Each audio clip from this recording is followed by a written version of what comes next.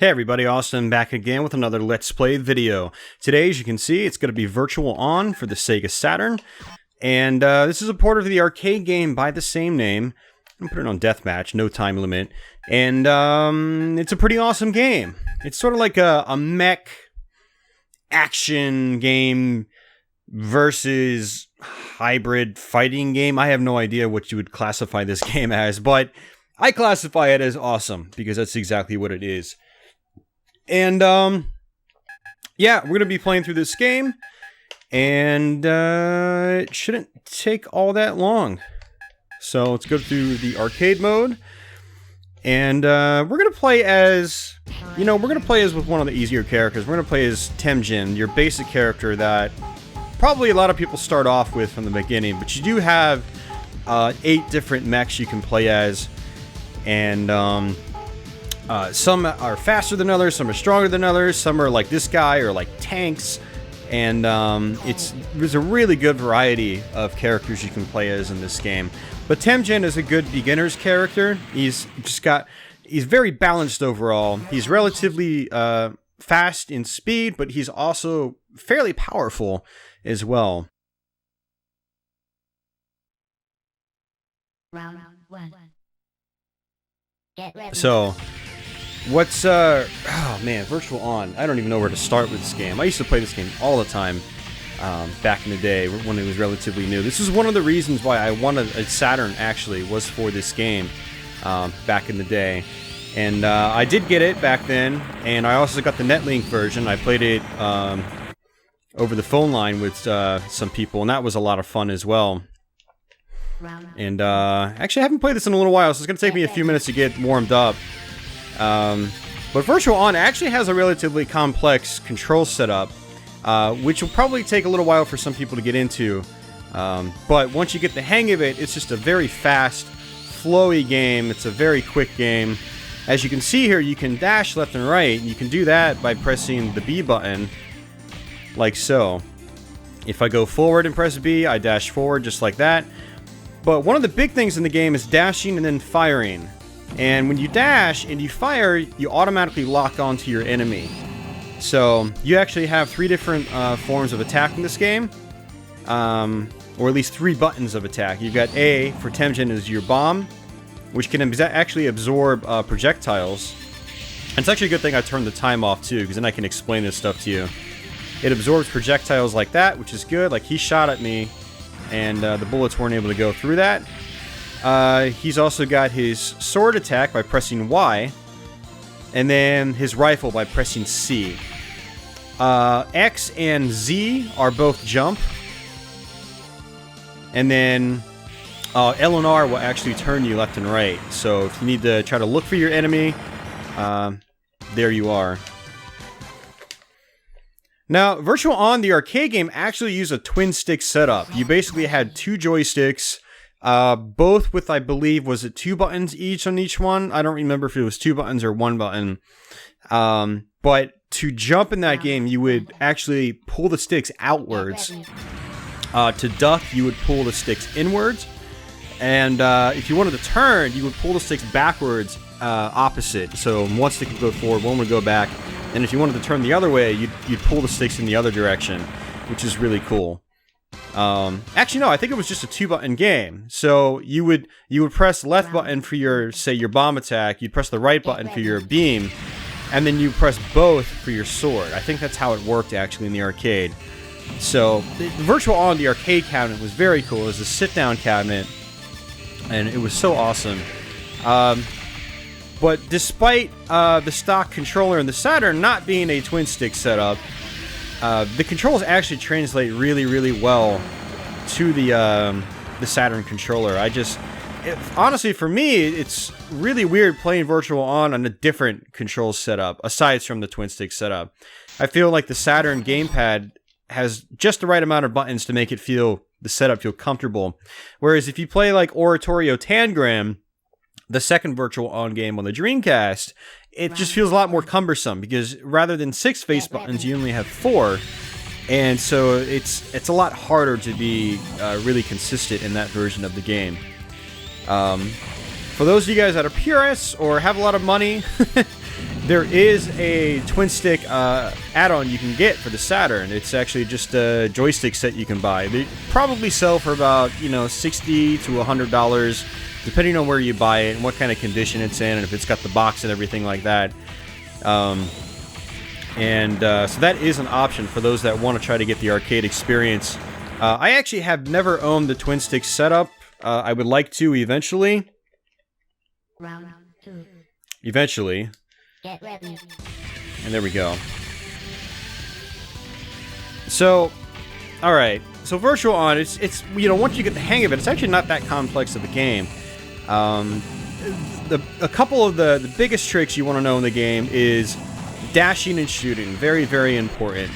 Also, when you're behind objects, you can hold both triggers down and duck an attack.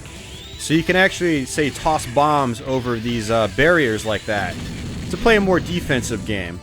Likewise, I can get behind barriers and try to shoot over them, although it's a little bit harder on these because they're taller than some of the other ones in the game. But one big strategy in this game, aside from simply dashing and attacking, is trying to dash in the opposite direction that the opponent's dashing, and then lock on and fire. Because basically what will happen is it's kind of hard to explain, but you'll see it the more I play. One guy will dash one way, and you'll sort of dash kind of to where he was and just line up perfectly with him in every shot. You shoot like this will hit him just like that. All of my shots connected. There's a lot of times you'll dash and attack and only 1 or 2 shots will connect. So a big strategy in this game is dashing in the opposite direction that your opponent dashes in to make sure all of your shots connect and thus you deal more damage.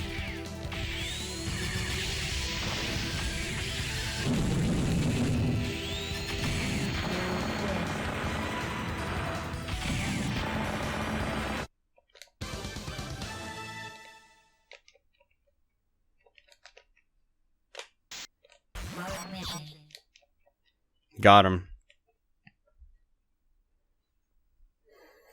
So, Virtual On is also a great 2-player game. Not as good on the Saturn as a 2-player game because of the split-screen setup, but it does have a split-screen setup, and the game is a ton of fun still on 2-player mode. And so, if you're a fan of the Saturn and you like the versus games on the Saturn, you know, the fighting games and just the other 2-player multiplayer games, split screen stuff, Virtual On is definitely really good for that. The arcade mode's really fun if you're not used to it. I don't play it nearly as much as I used to, mainly because I've probably beat this game hundreds of times by this point in my life, so it's not one I come back to all the time, but I do play through it at least once a couple of times a year, because it's something I can play. I don't need to dedicate a lot of time with it. I can run through it, feel pretty good about it, beat the game, and without continuing. It's one of those games I can beat without continuing. Although it... Will I beat it without continuing on this playthrough? I don't know. We'll see. I make no guarantees as always, but the point of that whole spiel was that, you know, it's a great 2-player game. If you still play 2-player on your Saturn, highly recommend checking this game out if you don't have it. The American version's still relatively cheap. It'll probably cost you 15 or 20 bucks, maybe 25 for a copy now. Which actually isn't that crazy in the overall echelon of Saturn prices, North American Saturn prices. But if you do imports, I recommend just buying the Japanese version. Mainly because it's a lot cheaper. You can get the Japanese one for like $5. And it's the exact same game. Most of the text is in English. There's a couple areas where it's in Japanese, but all the menus are in English. All the, you know, mid-level sequences are in English and so forth. So it's a very, very import-friendly game. So no worries about it being in Japanese or anything like that where it really matters. So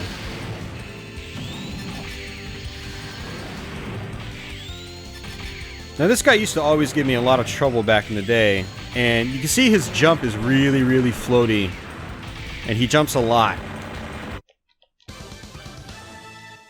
And you really don't want to be firing at him when he jumps because your bullets just are not going to go towards him. There we go, I got him because he was on the ground. But he's got a very, very floaty jump. And the CPU version of him, the computer AI, has a tendency of just jumping around a lot. But he's also got a spread shot when he dashes. That actually leads me to something else about the game. Is that when you dash and attack, your shots have different properties to them. So with Tenjin, when he stands still and shoots, he only shoots one bullet. But when he dashes, he shoots multiple bullets. Kind of like that. And the shot's a lot more powerful when he dashes. I forgot his sword wave attack actually will eat through some projectiles as well, so it's very good to know. But it's not a powerful attack at all. You mainly use it more for defense. You do actually have hand-to-hand attacks as well, and I actually don't really use them unless there's a clear opening to do so, because the attacks are very risky. There's a lot of wind-up time, but if you can land them, they're very, very, very powerful. They're the most powerful attacks in the game. So, we got through 5 stages. This is basically the halfway point in the game. And I guess, if you really care about the story, I think the first 5 levels are basically, technically, a simulation. And then, the next 5 levels are the real deal. Although, I thought sometimes if you play through the first 5 levels, you get to like a mid-boss halfway through, and that didn't happen. So, I'm not going to worry about that. Usually he kills me anyway. So, something I wanted to mention as well is your attacks actually have power meters to them. And you'll notice if you look at where my the text is on the screen where it says bomb, sword, and beam rifle, those are my weapons. And every time you use them, you'll notice that the meters drop. So that's really important to tell, like, not really necessarily how strong your attack's going to be, but if you have a full meter, you might actually shoot out an extra bullet or two, versus if you use it when you've only got half a meter. But also, when the meters are yellow, that's when you can use your melee attacks. And wow, he wrecked me with that one. That's crazy. I didn't even know he could do that one. He like whipped around me. That was pretty cool. I have actually never seen that before. Because when I play this game, I try to stay away from the enemies. I don't get up close. I like to play the long distance game. That's definitely the preferred way for me when I play this game. Yeah. I probably would have won that match if it wasn't for that melee attack he did on me. Let's just skip through that and get back into it. And let's stay kind of far away from them. See, look at that. Half his life in like 3 or 4 shots. 3 or 4 rapid shots, mind you. So, that's why the defense distance game is actually really important if you want to stay alive.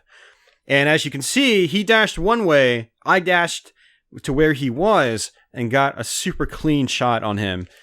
Super clean sight on him. All my shots hit him, which meant they were going to do the most damage, and I wrecked him. But Virtual On is actually a very intense game in versus mode. When you get 2 really good players playing against each other, it's the matches go a lot longer. So it's kind of a big rock paper scissors game, you know, like any good fighting game or something or anything like that. Any good versus game.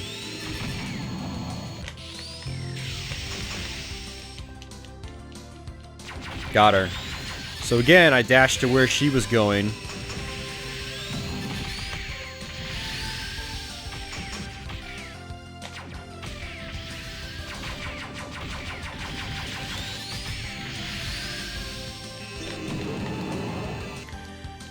Now she actually doubles her power when she when her life gets about halfway low or halfway down, and so she's kind of a pain in the ass when that happens. So you've got to really watch out for that.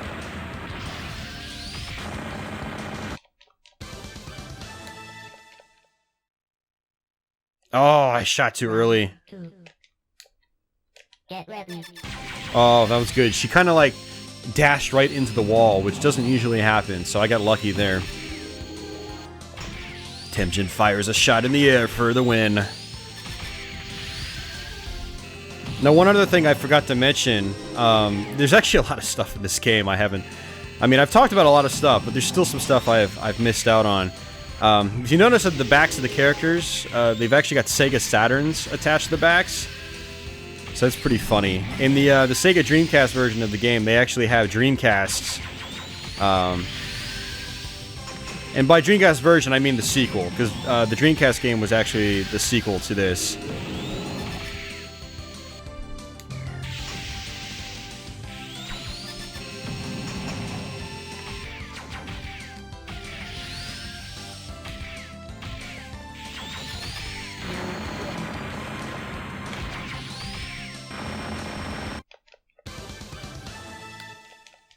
See, the bomb is really good.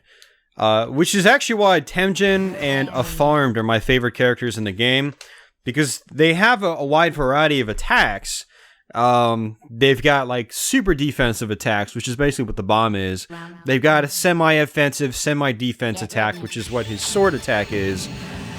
And then they've got just full-on offensive, long-range attacks, which is what for Afarmed, it's the shotgun, and for Tenjin, it's the beam rifle. So this is our second to last level. This is Raiden, who's arguably the strongest character of all the main characters. He's got this insta-beam that can come out. Very risky on him, because if he misses, I can just wail on him without a problem. But it's also extremely damaging if it connects, and it can pretty much almost kill you in one hit if he connects it just right. See, he's got a dash version of it too, which if you're playing in versus mode or something like that, you probably, with Raiden, want to dash and use it, because it's a really nice spread shot laser, so it covers a wide space.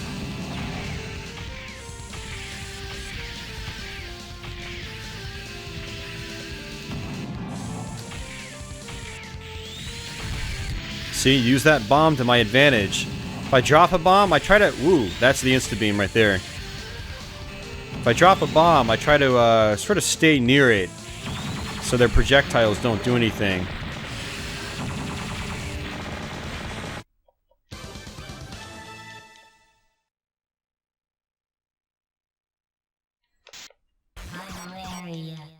Got him. Again, if they dash in one direction, you dash to where they were, so you line up perfectly with them, and then your main shot, your long-range shot, will just connect with them perfectly every time. If you want to wreck a new player at this game, that's exactly what you do. You just wait for them to dash, you dash to where they were, fire, and bam, they get hit every single time. Alright, so this is the final boss in the game, and he's kind of a pain in the ass, to be honest with you. But we'll see what we can do here. You gotta wait until he turns gold, and that's where you do all of your damage, really.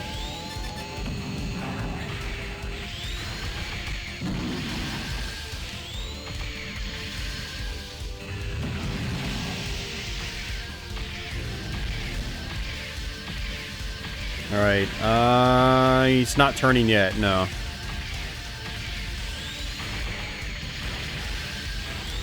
Here he goes, now he's turning. And this laser he does is just crazy damage. You gotta stay away from it if you can. Okay, I forgot we're on deathmatch mode too. So I don't think he actually flies away with deathmatch mode. When you've got time on, he actually will fly away if you don't kill him in time. I'm not sure if that still happens here. All I need is really for him to turn again. Just turn again and I'll have him.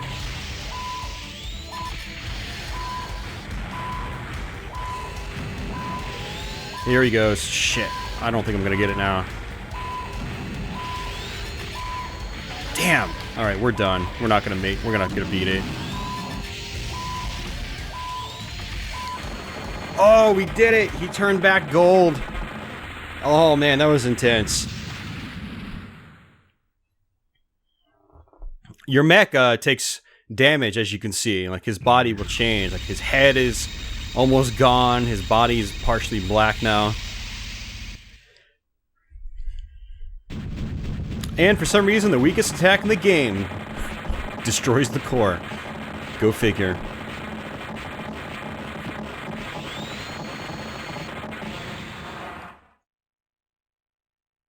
Mission complete.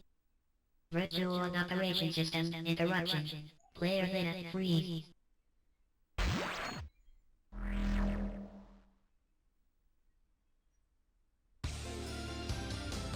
And that's that, guys. That's Virtual On for the Sega Saturn. Not a very long game, all things considered, but it's an awesome game. Honestly, I think it's one of Sega's better arcade ports to the Saturn. Just because it's such a unique game. It's so much fun. It's got a great soundtrack, it's got great graphics for the system, the controls are great, and it's one of the better versus two-player games on the Saturn, just one of the more entertaining ones, if you ask me. But it can get highly competitive, too, for those of you guys that like the fighting games on the system. It's just such an awesome game. So, yeah, not a very expensive game either. You know, the US version is going to cost you more, but the Japanese version, super cheap. I think it probably sold pretty well in Japan for it to be as cheap as it is now. So, yeah, snag that copy if you don't want to pay a lot for it. But really good stuff. And if you like this, if you've already seen this before, but maybe you haven't dabbled much with the Dreamcast, you can always try part 2 in the Dreamcast called Oratorio Tangram.